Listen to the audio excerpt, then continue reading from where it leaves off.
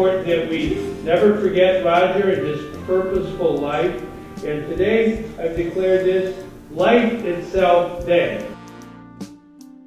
You didn't get to have your beer with Roger. No. But you got to know him even through this process. Yes, I did. And do you feel like he became even more of a friend? Well, you know, the funny thing is that he wasn't really a friend before I made this movie.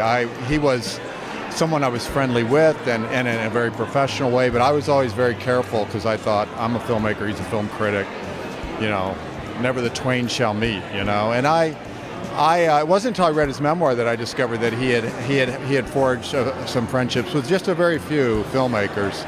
You know, there are people who knew Roger for 30 years, and they told me they learned things in this film that they never, ever knew in 30 years. Because Roger was such a public figure he was with the Sun-Times for 46 years. So people think they know everything about him, and they don't. They don't. He lives such a full, well-rounded life, and some things will delight you, some things will probably shock you about him, and some things will just make people, like, when I see it, I just fall in love with him all over again. And because, you know, it was so sudden when it did happen, how did that change your plans for the film? Well, it changed it because, you know, I had wanted, in following his life in the present, to kind of give a sense of how Roger navigated these later years with conviction, courage, strong work ethic, sense of humor. And I think you see all that, even though it ended up being the last 4 months of his life. But because it was the last 4 months of his life, the film is also about, I think, how to die, and how to die with an amazing amount of grace, I think, and dignity, and sense of humor about it all. I mean, how many people can do that? I hope that this also sort of brings energy back into film critics.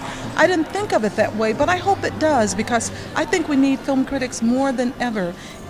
The fact that, and my husband is part of the democratization of online film critics, but you still need someone to curate.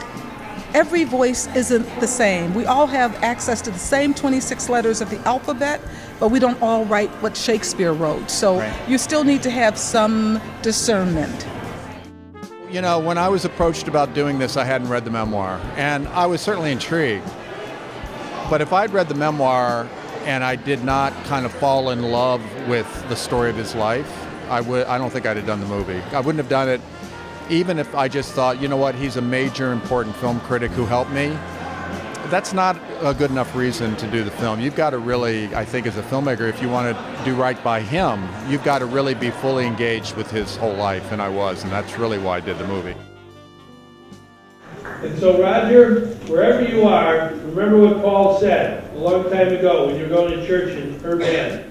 Love is patient, love is kind, love never fails. Thank you.